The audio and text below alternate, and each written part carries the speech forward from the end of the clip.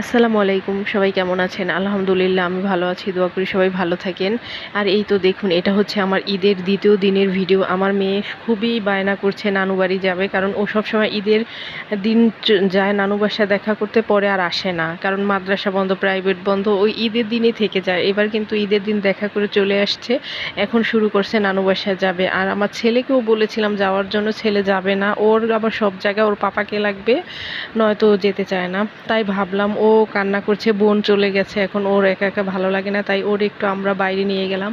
আর কোথায় যাব, আর এত গরম, আমার খুবই শরীরটা খারাপ লাগছিল, কিন্তু যেতে ইচ্ছা করে না, কিন্তু কি করব, ছেলে মানে এমনভাবে বায়না করলো, না গিয়েও পারলাম না। আর এই তো দেখুন, আমরা আসছি পার্কে। আর এই পার্কে এসে এবার মানে ভালোও লাগছে, আবার খারাপও লাগছে। ভাই, এত মানুষ, আমি যতবারই আসি মানুষ থাকে, কিন্তু এখন তো ঈদের সময়, এখন অনেক মানুষ ছিল। আমি কিন্তু ভিডিও করেছি, যখন দেখি একটু মানুষ কম, আমি যখন দেখি মানুষজন একটু কম, তখনই ভিডিও করি। আর এত মানুষের ভিতর ভিডিও করতেও না কেমন জানি লাগে। আর যতটুকু পারছি আপনাদের দেখানোর জন্য একটু একটু করছি আর কি। আর আমি না, বললাম না, মানে এই যে ছেলের জন্যই যাওয়া হয়েছে, ছেলে খুশি তার জন্যই মানে ভালো লাগছে, কিন্তু এত মানুষজন আর গরম না, অস্থির লাগছে। পরে কি করব, এখানে আর ওইভাবে খাওয়া দাওয়া কিছু করি নাই, কারণ এই পার্কে আগে সাইডে থেকে অনেক কিছুই খাওয়া যেত, এখন খাওয়া যায় না, এখন বাইরে থেকে। আর টিকিট কাটার পর যদি ভিতরে ঢুকি, আর তো বের হওয়া যায় না, একবারে বের হওয়া যায়। পরে কি করব, আমরা কিন্তু অনেকক্ষণ এখানে ছিলাম। পরে আমার মা আবার অনেকবার ফোন দিয়েছে, দুপুরে খাওয়া দাওয়া করতে বলছে। এই যে বললাম না, এত খারাপ লাগছিল, আমি শুয়েই ছিলাম, ছেলের জন্য পার্কে গেলাম। আর রাতের বেলা মা এতবার ফোন দিছে, তাই ভাবলাম আমাদের বাসায় যাই, খাওয়া দাওয়া করে তারপর আবার বাসায় আমার শ্বশুর বাড়ি চলে আসছে আর কি। পরে যাব, দু একদিন পরে আমাদের বাসায় বেড়াতে যাব, কারণ এখন আবার প্রাইভেট নাই, মাদ্রাসা নাই, সব কিছুই বন্ধ। আবার আমার যে কাজ করে সেও ছুটি নিবে, তাই ভাবলাম আমিও এই ফাঁকে একটু বেড়ায় আসব। আর আমার বোনরা আসবে না, এখন ওরা আসবে কুরবানির সময়, কারণ ওই সময় আমি অনেক দিন থাকবো, এখন অল্প কয়েকদিন থেকে চলে আসব।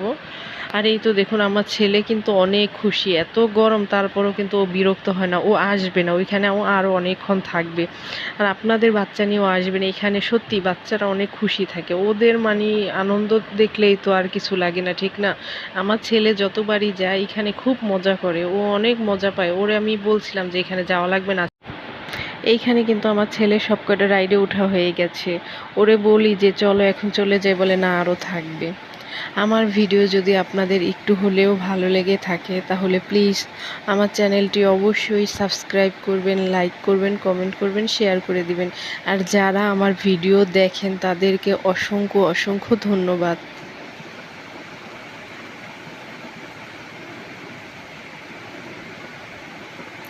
আর শরীয়তপুরে যদি আসেন, অবশ্যই এই পার্কে এসে ঘুরে যাবেন, ভালো লাগবে।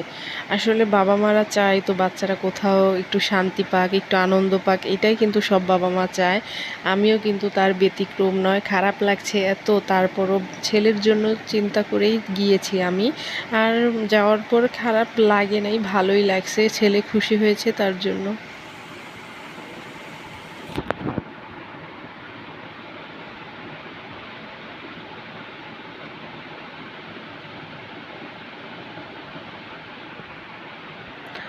আর আজকের ভিডিও এই পর্যন্তই।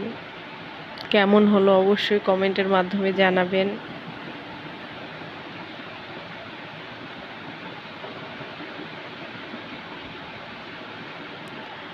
সবাই ভালো থাকবেন, সুস্থ থাকবেন, আমাদের জন্য দোয়া করবেন। আল্লাহ হাফেজ।